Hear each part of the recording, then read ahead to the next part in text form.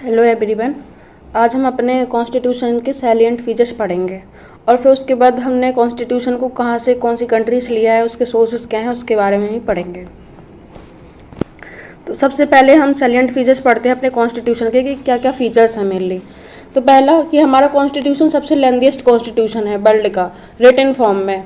Lengthiest कैसे हो गया भाई? हमारे कॉन्स्टिट्यूशन में 395 आर्टिकल हैं, ओरिजिनली थे इतने, और ओरिजिनली 8 शेड्यूल थे और ओरिजिनली 22 पार्ट्स भी थे। अब 8 से 12 हो गए और 22 से 25 पार्ट्स हो गए। तो हमारा लेंथीएस्ट कॉन्स्टिट्यूशन रिटन फॉर्म में है वर्ल्ड में।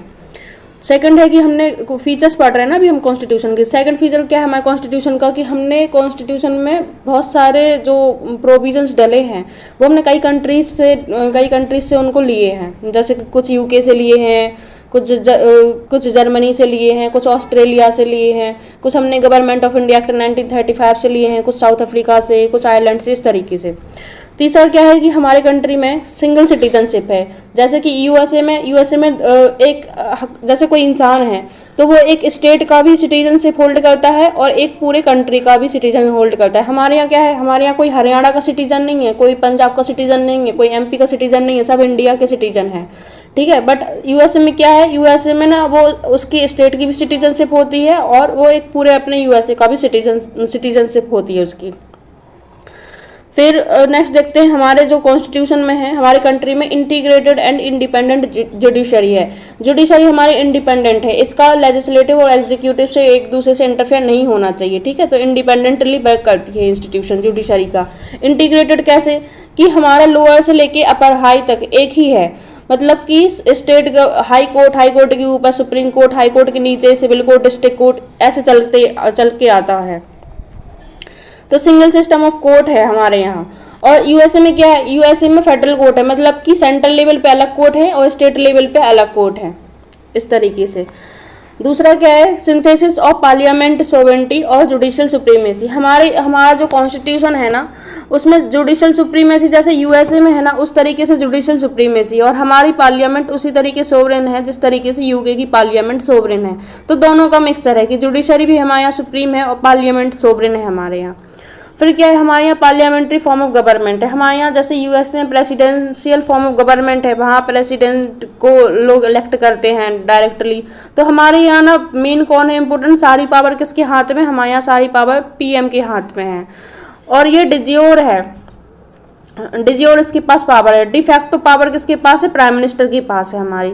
तो पार्लियामेंट्री फॉर्म ऑफ गवर्नमेंट में इसका मेन फीचर क्या होता है कि जो हमारे एग्जीक्यूटिव होते हैं ना, जो हमारे काउंसिल ऑफ मिनिस्टर्स वगैरह होते हैं, जो मिनिस्टर्स होते हैं वो किसके लिए रिस्पॉन्सिबल होते हैं, वो हमारे पार्लियामेंट के लिए रिस्पॉन्सिबल होते हैं, या स्पेशली बोले तो किसके लिए रिस्पॉन्सिबल होते हैं, लोकसभा के लिए रिस्पॉन्सिबल होते हैं। एग्जीक्यूटिव रिस्पॉन्सिबल होते हैं लेजिस्लेचर के लिए।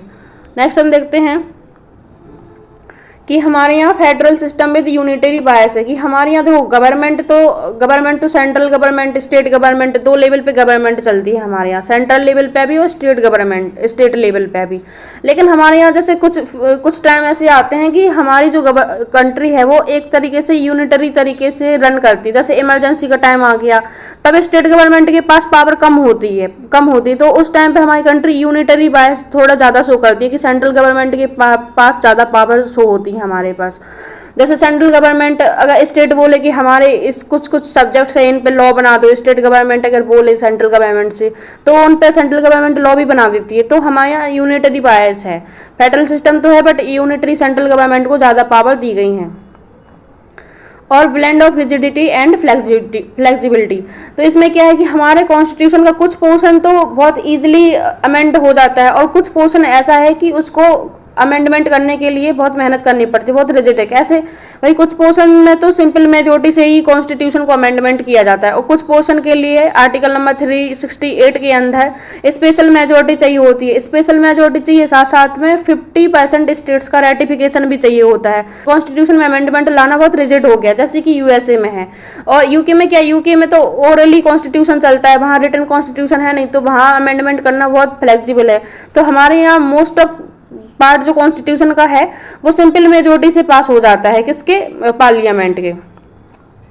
फिर देखते हैं हमारे कॉन्स्टिट्यूशन में, देखो एक तो फंडामेंटल राइट्स हैं, एक फंडामेंटल ड्यूटीज हैं और डीपीएसपी हैं। फंडामेंटल राइट्स छोड़ के हम अभी ये दोनों चीजें आपको पढ़ा चुके हैं। तो डीपीएसपी को हमारे कॉन्स्टिट्यूशन में अम्बेडकर जी ने क्या बोला है, नोबल फीचर बोला है कि ये नोबल फीचर है कॉन्स्टिट्यूशन की। फंडामेंटल राइट और डीपीएसपी के बैलेंस से ही हमारा कॉन्स्टिट्यूशन बना हुआ है, ये मिनर्वा मिल केस में बोला गया था। सेम फंडामेंटल ड्यूटी को देख लेते हैं, ये ओरिजिनली नहीं थी, 42 सेकंड कॉन्स्टिट्यूशनल अमेंडमेंट एक्ट 1976 से ऐड की गई थी। किसकी कमेटी से, स्वर्ण सिंह कमेटी की रिकमेंडेशन जो आई थी उससे। ये हम पढ़ा चुके हैं, आप देख लेना लेक्चर। फंडामेंटल राइट्स हमारे 12 आर्टिकल नंबर 12 से 35 में, ये हम पढ़ेंगे आगे चल के डिटेल्स में। इससे फंडामेंटल राइट्स से बहुत क्वेश्चंस पूछे जाते हैं एग्जाम में।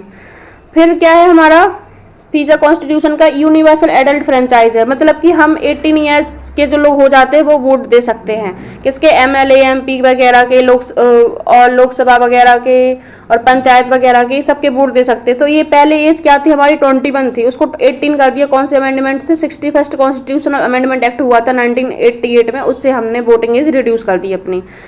फिर क्या है हमारे यहाँ सेकुलर स्टेट है। सेकुलर स्टेट मतलब हमारे कंट्री का कोई पर्टिकुलर रिलीजन नहीं है, हमारा कंट्री सेकुलर है। और ये वर्ड सेकुलर हमारे प्रीएम्बल में कब ऐड किया गया था, 42nd कॉन्स्टिट्यूशनल अमेंडमेंट एक्ट 1976।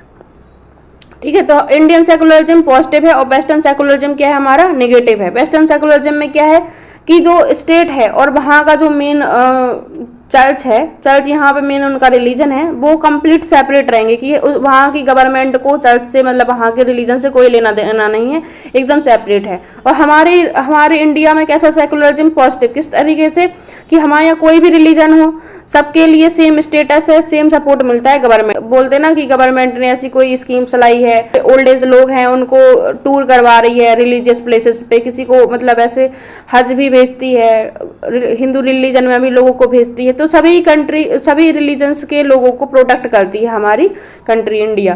तो ये हमारे यहाँ इसलिए इसको क्या बोलते हैं, पॉजिटिव सेकुलरिज्म, की सेम स्टेटस है, सेम सपोर्ट स्टेट से मिलेगा किसको, हमारे सभी रिलीजन को। फेडरल फीचर और नॉन फेडरल फीचर्स देख लेते हैं। फेडरल फीचर्स मतलब यहाँ पे सेंट्रल गवर्नमेंट है और नीचे हमारी क्या है, स्टेट गवर्नमेंट, तो यहाँ पे दो गवर्नमेंट चल रही है। नॉन फेडरल फीचर मतलब यूनिटरी फीचर, कि यहाँ पे एक सेंट्रल गवर्नमेंट लेवल पे बात होगी, सेंट्रल लेवल गवर्नमेंट बात होगी। यूनिटरी फीचर्स में ये होता है। तो फेडरल फीचर में क्या है, दो गवर्नमेंट होगी, सेंट्रल लेवल पे, स्टेट लेवल पे। डिवीजन ऑफ पावर्स होगा भाई, सेंट्रल लेवल और स्टेट लेवल पे जो गवर्नमेंट होती है उनमें कौन किस सब्जेक्ट पे लॉ बनाएगा, तो वो उसमें डिवीजन ऑफ पावर्स हो जाता है। किसमें बताया गया है, ये 3 लिस्ट बनी हुई है हमारी फेडरल लिस्ट, हमने शेड्यूल से में पढ़ा था। एक हमारी स्टेट लिस्ट बनी हुई है, एक कंकरेंट लिस्ट बनी हुई, सेंट्रल लिस्ट बनी हुई है।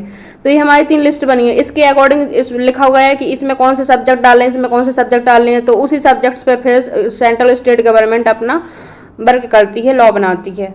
फेडरल फीचर में क्या है कि भाई रिटन कॉन्स्टिट्यूशन है, तो जब पहले से ही लिख दिया है कि यहाँ पे सेंट्रल गवर्नमेंट होगी, स्टेट गवर्नमेंट होगी, तो सेंट्रल गवर्नमेंट ऐसा नहीं है अपनी मनमानी से स्टेट को ऐसा नहीं कह सकती कि आपकी सारी पावर हम छीन लेंगे, ऐसा कुछ नहीं। क्यों नहीं छीन सकते हो, क्योंकि कॉन्स्टिट्यूशन में ऑलरेडी लिख दिया उन्होंने कि सेंट्रल लेवल पे गवर्नमेंट होगी, स्टेट लेवल पे गवर्नमेंट होगी, स्टेट किस तरीके से इलेक्शन होंगे, सेंट्रल पे इस तरीके से इलेक्शन होंगे, सब कुछ लिखा हुआ है। रिटन कॉन्स्टिट्यूशन की यही पावर है। सुप्रीमेसी ऑफ कॉन्स्टिट्यूशन की भाई मन मर्जी किसी की नहीं चलेगी, किसकी चलेगी, कॉन्स्टिट्यूशन की। कॉन्स्टिट्यूशन हमारे यहाँ सुप्रीम है, जो कॉन्स्टिट्यूशन में लिखा है वही चलेगा। इंडिपेंडेंट जुडिशरी, जुडिशरी इंडिपेंडेंट है, वो किसी का ना सेंट्रल गवर्नमेंट के उस, ऐसा नहीं है कि जुडिशरी हमारी सेंट्रल लेवल पे अलग है, स्टेट पे अलग है, सब इंटीग्रेटेड है और इंडिपेंडेंट है। But independent judiciary federal features में आता है, और इंटीग्रेटेड जुडिशरी जो है हमारी वो यूनिटरी फीचर में आता है, कि ऊपर से नीचे से ऊपर तक एक नीचे से ऊपर तक जो हमारी जुडिशरी चलती है वो किसका पार्ट है, सेंट्रल लेवल का पार्ट है। वो एकता बताती है ना, यूनिटरी बताती है, तो ये यूनिटरी फीचर में आके भाई नीचे से जैसे हमारे हाई कोर्ट हो गए, उसके ऊपर सुप्रीम कोर्ट हो गए, यहाँ पे हमारे डिस्ट्रिक्ट कोर्ट होते हैं, तो ये यूनिटरी फीचर बताता है किसका, हमारी इंटीग्रेटेड जुडिशरी का। फिर हम देखते हैं फेडरल फीचर में क्या है, बाईकैमरलिज्म। बाईकैमरलिज्म मतलब हमारे जो सेंट्रल लेवल पे देखा जाए तो एक लोकसभा होती है हमारी और एक हमारी राज्यसभा होती है। राज्यसभा में क्या होता है, सारे स्टेट का रिप्रेजेंटेशन होता है, सभी स्टेट्स के लोग रहते हैं उसमें, कुछ नॉमिनेटेड होते हैं और कुछ इनडायरेक्टली इलेक्टेड होते हैं। तो ये स्टेट को रिप्रेजेंट करती है। तो ये बाइकैमरलिज्म में यही फायदा होता है, लोकसभा और राज्यसभा। तो ये किसका फीचर है? Federal feature. क्यों है कि भाई उसमें स्टेट का रिप्रेजेंटेशन हो रहा है। नॉन फेडरल फीचर या यूनिटरी फीचर, इसमें क्या है, देखो हमारा सेंटर स्ट्रांग, हमने बताया था जैसे इमरजेंसी के टाइम पे हमारे सेंटर के पास बहुत पावर आ जाती है। सिंगल कॉन्स्टिट्यूशन है, हमारे स्टेट का कोई अलग से कॉन्स्टिट्यूशन नहीं है। जैसे यूएसए में स्टेट का अलग से भी कॉन्स्टिट्यूशन है और सेंट्रल लेवल पे पूरे अलग कॉन्स्टिट्यूशन है, बट हमारे इंडिया का होल कॉन्स्टिट्यूशन है। केरला का, एमपी का, पंजाब का, हिमाचल प्रदेश का कोई अलग से कॉन्स्टिट्यूशन नहीं है। सिंगल सिटीजनशिप, भाई अभी मैंने बताया था कि किसी भी स्टेट की कोई सिटीजनशिप नहीं है, सिर्फ हम सभी इंडियंस हैं और इंडिया की सिटीजनशिप होल्ड करते हैं। फ्लेक्सिबिलिटी ऑफ कॉन्स्टिट्यूशन, ये बड़ी दिक्कत है कि देखो हमारा जो कॉन्स्टिट्यूशन है उसका मेजर पार्ट सिंपल मेजोरिटी से ही पास हो जाता है। तो ये यूनिटरी फीचर है, मतलब सेंट्रल गवर्नमेंट में अगर किसी की पार्टी का जब मेजोरिटी में हो और वो पावर में हो तो वो चाहे तो सिंपल मेजोरिटी से बहुत सारा पोर्शन चेंज कर सकती है अपने कॉन्स्टिट्यूशन का, बट फिर जुडिशियल रिव्यू भी होता है। अगर कुछ गलत किया उन्होंने जो फंडामेंटल राइट्स के अगेंस्ट है तो वो नल एंड वॉइड भी कर देती है, क्वेश्चन भी कर देती है उन लॉ को। इंटीग्रेटेड जुडिशरी हमने बता दिया, नीचे से ऊपर तक जो जुडिशरी एक ही है हमारी, वो फीचर है यूनिटरी फीचर की, कंबाइन है, एक है। पर इंडिपेंडेंट जुडिशरी इंडिपेंडेंटली काम करेगी, वो फीचर फेडरल का, ठीक है, कि मतलब भाई स्टेट की सुनवाई होगी, ऐसा समझ लो। फिर यहाँ पे क्या है, फिर यूनिटरी फीचर में कि जो गवर्नर अपॉइंट होते हैं स्टेट में वो कौन करता है? सेंट्रल लेवल से प्रेसिडेंट करते हैं। तो सेंट्रल गवर्नमेंट से ही आते हैं हमारे कौन? गवर्नर। तो अब सेंट्रल गवर्नमेंट या प्रेसिडेंट ही हमें अपॉइंट कर रहे हैं गवर्नर को स्टेट में, तो ये कौन सा फीचर हो गया? यूनिटरी फीचर ही हो गया ना। इमरजेंसी प्रोविजन में बता दिया, इमरजेंसी प्रोविजन में सबसे ज्यादा सेंटर के पास पावर होती है, तो ये कौन सा फीचर है? यूनिटरी फीचर है, क्योंकि इस टाइम पे हमारे स्टेट्स की नहीं चलती है। ऑल इंडिया सर्विस में कौन कौन सी आती हैं? आईएएस, आईपीएस और इंडियन फॉरेस्ट सर्विस। ये हमारी 3 ऑल इंडिया सर्विस हैं। एक आईएएस है और एक आईपीएस और एक आईएफएस, फॉरेस्ट वाला ध्यान रखना, ये फॉरेस्ट वाला है, फॉरेस्ट सर्विस। तो ये तीनों हमारी ऑल इंडिया सर्विस हैं। इसमें क्या होता है कि ये लोग काम करते हैं स्टेट के जो डिस्ट्रिक्ट होते हैं उसमें काम करते हैं, लेकिन ये अपॉइंटमेंट कहाँ से होती है? इनकी अपॉइंटमेंट सेंट्रल लेवल से होती है, पर ये काम कहाँ करते हैं? स्टेट के अलग अलग डिस्ट्रिक्ट में करते हैं, और कुछ लोग फिर बाद में सेंट्रल लेवल के भी अलग अलग डिपार्टमेंट में करते हैं, बट इनका रेजिग्नेशन वगैरह ये सब कौन देखता है? सेंट्रल लेवल ही देखता है, स्टेट के पास पावर नहीं होती। तो ये यूनिटरी फीचर में आ जाता है। अब हम देखते हैं अपने कॉन्स्टिट्यूशन में सोर्सेस जो हैं कहाँ कहाँ से लिए गए हैं, कॉन्स्टिट्यूशन का कौन सा पार्ट, कौन सी चीज़ें हमने कौन से कंट्री से ली हैं। तो सबसे पहले हम देखते हैं जापान से लिया है हमने प्रोसीजर इस्टेब्लिश्ड बाय लॉ। अब हमने देखो जापान के लोग बहुत ही कैसे होते हैं? प्रिंसिपल्ड लोग होते हैं, सिद्धांतवादी लोग होते हैं, तो हर चीज़ उनको प्रोसीजर्स में चाहिए, प्रोसीजर्स फॉलो करते हैं, रूल्स रेगुलेशन फॉलो करते हैं। तो इस तरीके से याद रख लेना, जापान के लोग प्रोसीजर फॉलो करते हैं, रूल्स रेगुलेशन फॉलो करते हैं। तो procedure established by law. South Africa से हमने 2 चीजें ली है। एक तो राज्यसभा के मेंबर्स का इलेक्शन कैसे होना चाहिए, ये बात ध्यान रखना, क्योंकि एक और पॉइंट आएगा आगे चल के तो कंफ्यूज हो जाओगे। तो राज्यसभा के मेंबर्स का इलेक्शन कैसे होगा और कॉन्स्टिट्यूशन में अमेंडमेंट कैसे होगा, ये दोनों चीजें हमने कहाँ से ली हैं? साउथ अफ्रीका से। कॉन्स्टिट्यूशन का अमेंडमेंट और राज्यसभा के मेंबर्स का इलेक्शन, ये बैड इलेक्शन याद रखना। फिर हम देखते हैं रसिया से हमने क्या ली है? Fundamental duties. भाई ड्यूटीज करना कौन सिखाया है? रसिया सिखाया कि भाई तुम अपना ड्यूटी भी करो, राइट हमेशा अपनी मांगे मत क्या करो, हमको ये हमारा ये भी राइट है, आपका भी तो ड्यूटी है कुछ आप अपने कंट्री के प्रति, पहले वो भी करो। ये कौन सा सिखाया? रसिया क्या दिलाता है हमको? जस्टिस दिलाता है। रसिया से हमसे क्या मिला है? आइडियल्स ऑफ जस्टिस हमने रसिया से लिए। कौन कौन से जस्टिस? सोशल, इकोनॉमिक और पॉलिटिकल जस्टिस। तो रसिया ने हमको जस्टिस भी दिया है और फंडामेंटल ड्यूटीज भी दी है। देखो जर्मनी में कौन था? हिटलर था हमारा। हिटलर का इमरजेंसी से आप कनेक्ट कर सकते हो ना। तो हिटलर की जो जर्मनी से हमने क्या लिया है कि इमरजेंसी के टाइम पे हमारी कुछ फंडामेंटल राइट सस्पेंड हो जाती हैं, तो वो प्रोविजन हमने कहाँ से लिया है? जर्मनी से लिया। तो और जो इमरजेंसी प्रोविजंस हैं पूरे के पूरे वो हमने कहाँ से लिए थे? अपने गवर्नमेंट ऑफ इंडिया एक्ट 1935 से लिए थे। फ्रांस का देखते हैं। फ्रांस देखो वेस्टर्न कंट्री है, यहाँ पे लिबरल लोग रहते हैं ज़्यादा, उनकी थिंकिंग लिबरल रहती है। तो आइडिया ऑफ रिपब्लिक होना चाहिए हमारी कंट्री, ये वाला, और आइडियल्स ऑफ लिबर्टी, इक्वालिटी और फ्रेटर्निटी। देखो ये थोड़े से ना ओपन थॉट्स, लिबरल थॉट्स हैं। तो हमने कहाँ से लिए थे? वेस्टर्न कंट्री अपनी फ्रांस से लिए थे। क्या? Republic, ideals of liberty, equality और फ्रेटर्निटी। फिर हम देखते हैं गवर्नमेंट ऑफ इंडिया एक्ट 1935। इससे हमने क्या क्या लिया, देखो फेडरल सिस्टम कि हमारी यूनियन गवर्नमेंट होगी और स्टेट गवर्नमेंट होगी, ये हमने फीचर लिया। गवर्नर का ऑफिस कि सेंट्रल गवर्नमेंट ही हमारी गवर्नर को अपॉइंट करेगी। कौन अपॉइंट करता है, प्रेसिडेंट। तो ये हमने ऑफिस ऑफ गवर्नर कहाँ किससे लिया था, गवर्नमेंट ऑफ इंडिया 1935 से। जुडिशरी भी हमने वहीं से लिया, पब्लिक सर्विस कमीशन भी लिया, इमरजेंसी प्रोविजंस हमने गवर्नमेंट ऑफ इंडिया 1935 से लिए। पर इसके टाइम पे जो हमारे फंडामेंटल राइट्स है वो सस्पेंड हो जाते, वो सस्पेंशन हमने लिया जर्मनी से। एडमिनिस्ट्रेटिव डिटेल्स सारी हमने इससे ली, गवर्नमेंट ऑफ इंडिया 1935 से। और distribution of power between state and centre की जो 3 लिस्ट है हमारी, federal list, central list, state list और कंकरेंट लिस्ट, वो हमने ली गवर्नमेंट ऑफ इंडिया 1935 से। ब्रिटिश से क्या लिया, यूके से हमने क्या लिया, एक तो रूल ऑफ लॉ लिया, पार्लियामेंट्री फॉर्म की हमारे यहाँ पार्लियामेंट्री, क्योंकि देखो हमारे कंट्री इतने सालों से रूल हो रहा था तो पार्लियामेंट्री फॉर्म ऑफ गवर्नमेंट से ही रूल हो रहा था, तो हमारे यहाँ उस चीज को लेके लोग अडॉप्ट कर चुके थे, वो सिस्टम समझ चुके थे। तो फिर हमारे कंट्री ने सोचा कि पार्लियामेंट फॉर्म ऑफ गवर्नमेंट ही हम लेते, तो हम कहाँ से लिया था, यूके से लिया था। लेजिस्लेटिव प्रोसीजर कैसे लॉ वगैरह बनाने, वो सिंगल सिटीजनशिप ये हमने कहाँ से ली, ब्रिटिश से ली। कैबिनेट सिस्टम होगा हमारे लेजिस्लेचर में, वो भी हमने लिया। रिट्स किससे रिलेटेड है, जुडिशरी से रिलेटेड जो रिट्स होते हैं वो हमने किससे लिए, यूके से लिए। पार्लियामेंट के जो मेंबर्स होते हैं उनको क्या क्या प्रिविलेजेस मिलेंगे, वो भी हमने यूके से लिया। और बाई कैमरलिज्म मतलब एक लोकसभा होगी एक हमारी राज्यसभा होगी, ये फीचर भी हमने कहाँ से लिया, यूके से लिया। नेक्स्ट देखते हैं नेक्स्ट है हमारा कि हमने ऑस्ट्रेलिया से क्या क्या लिया। अब देखो ऑस्ट्रेलिया ना हमारी फ्रेंडली कंट्री है, तो ऐसे समझ लो यहाँ पे हर काम ना मिलजुल के होगा, हर काम क्या होगा मिलजुल के होगा, सब कुछ हम मिलजुल के करेंगे। तो जैसे कंकरेंट लिस्ट, तो दोनों ने जैसे कंकरेंट लिस्ट में हमने क्या पढ़ाया था ना कि स्टेट और सेंट्रल दोनों लोग इस पे काम कर सकते हैं, दोनों लोग इस जो सब्जेक्ट सिस्टम में डाले गए हैं उस पर लॉ बना सकते हैं। तो कंकरेंट लिस्ट मिलजुल वाली बात होगी ना, मिलजुल के काम करना है। ज्वाइंट सिटिंग एक साथ मिलकर ज्वाइंट सिटिंग कर ली ऑस्ट्रेलियन ने। फ्रीडम ऑफ ट्रेड, अब ऐसे सीख लो कि पहले हमने ट्रेड किया, ट्रेड करने के लिए हम लोग एक साथ बैठे कि भैया किस चीज़ पे ट्रेड करना है, फिर हमने जिस चीज़ों पे ट्रेड करना है उसकी हमने एक लिस्ट बना ली कंकरेंट लिस्ट पे, कंकरेंट लिस्ट बना ली। तो ऑस्ट्रेलिया को एक ट्रेड करना है तो हम इंडिया ऑस्ट्रेलिया का ट्रेड हो गया, तो किस चीज़ का ट्रेड करना है उस चीज़ के लिए पहले उन्होंने ज्वाइंट सिटिंग की इंडिया ऑस्ट्रेलिया ने, फिर उन्होंने बताया कि भाई इस चीज़ पर ट्रेड करना है तो उन्होंने एक कंकरेंट लिस्ट बना ली, ऐसे याद हो जाएगा आपको। अब हम कनाडा से देखते हैं, कनाडा से हमने क्या लिया, देखो फेडरेशन विद स्ट्रॉन्ग सेंटर कि भाई हमारा यहाँ पे सेंट्रल और स्टेट गवर्नमेंट तो होगी लेकिन हमारे यहाँ जो स्ट्रॉन्ग सेंटर है उसके पास ज़्यादा पावर होगी, तो जो सेंटर के पास ज़्यादा पावर होना, ये वाला फीचर हमने कहाँ से लिया, कनाडा से लिया। जो अब 3 लिस्ट हमारे यहाँ होती है ना, जो फेडरल लिस्ट जो हम बता रहे हैं बार बार आपको, तो कुछ सब्जेक्ट्स बच जाते हैं जो तीनों ही लिस्ट में नहीं डले हैं, कुछ ऐसे बाद में और सब्जेक्ट्स आ गए जो किसी भी लिस्ट में नहीं डले, तो वो वाले सब्जेक्ट्स आपके किसको मिलेंगे, तो जो भी रेजिटोरी पावर्स हैं वो आपकी सेंटर गवर्नमेंट करेगी, तो सारी रेजिटोरी पावर हमारे यहाँ सेंटर के पास है। ये वाला फीचर कहाँ किससे लिया हमने, कनाडा से लिया।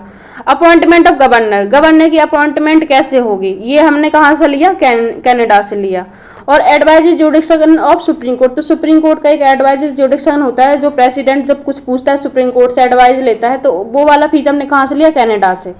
तो गवर्नर की अपॉइंटमेंट, यहाँ देखो एक हमने गवर्नर से रिलेटेड पढ़ा था, ऑफिस ऑफ गवर्नर हमने पढ़ा था कि ऑफिस ऑफ गवर्नर हमने कहाँ से लिया, गवर्नमेंट ऑफ इंडिया एक्ट 1935 से। अब इसको कैसे सीख सकते हैं कि ऑफिस, ओ से ओ लगा लेना, ओ से ओ कनेक्ट कर लेना कि GOI, ओ से ऑफिस ऑफ गवर्नर तो लिया हमने गवर्नमेंट ऑफ इंडिया एक्ट 1935 से, लेकिन अपॉइंटमेंट ऑफ गवर्नर कैसे हुई, वो कनाडा से इसका फीचर लिया, तो ए से कनाडा, CA कनाडा, तो ऐसे याद कर लेना। अब आयरलैंड से हमने क्या क्या लिया, आयरलैंड से ये सबको पता है, DPSP हमने आयरलैंड से ली। फिर method of election of president की, प्रेसिडेंट का इलेक्शन कैसे हो, उसका क्या प्रोसीजर रहना चाहिए, वो भी हमने आयरलैंड से लिया। और हमने क्या बोला था कि आप राज्यसभा वाली बात याद रखना, राज्यसभा के मेंबर्स का जो नॉमिनेशन होगा, कुछ जैसे वहाँ पर 12 मेंबर्स का नॉमिनेशन होता है ना राज्यसभा के मेंबर्स में, तो राज्यसभा के मेंबर्स का नॉमिनेशन कैसे होगा, वो फीचर हमने कहाँ से लिया, आयरलैंड से लिया। तो राज्यसभा के मेंबर्स का नॉमिनेशन आयरलैंड से लिया। और उनके इलेक्शन का कहाँ से लिया हमने, साउथ अफ्रीका से। इलेक्शन का कहाँ से लिया हमने, साउथ अफ्रीका से। इलेक्शन का लिया हमने साउथ अफ्रीका से, और उनके नॉमिनेशन का लिया हमने कहाँ से, आयरलैंड से। इसको हम कैसे सीखेंगे कि देखो यार, पहले किसी नेशन कोई हमको कोई नेशन बनाना है, तो नेशन बनाने के लिए हमारे पास कोई लैंड तो होना चाहिए, कोई लैंड हो, फिर वहाँ लोग रहेंगे तभी तो वहाँ नेशन बनेगा। और जब लैंड मिल गई और फिर वहाँ पे लोग रहने लगे तो नेशन बनेगा। अब नेशन कैसे बनेगा भाई, वहाँ पे लोग अपने किसी पर्सन को ऊपर बैठा लेंगे, तो इलेक्ट करेंगे उसको, तो प्रेसिडेंट को सबसे सुप्रीम पोजीशन बैठा लेंगे, उसका इलेक्शन करवाएंगे, तब जाके वो स्टेट रन करेगा, वो नेशन रन करेगा। लैंड में हमें पहले नेशन बनाना है, लैंड को नेशन बनाना है, तो नॉमिनेशन ऑफ किसका, राज्यसभा के मेंबर्स का।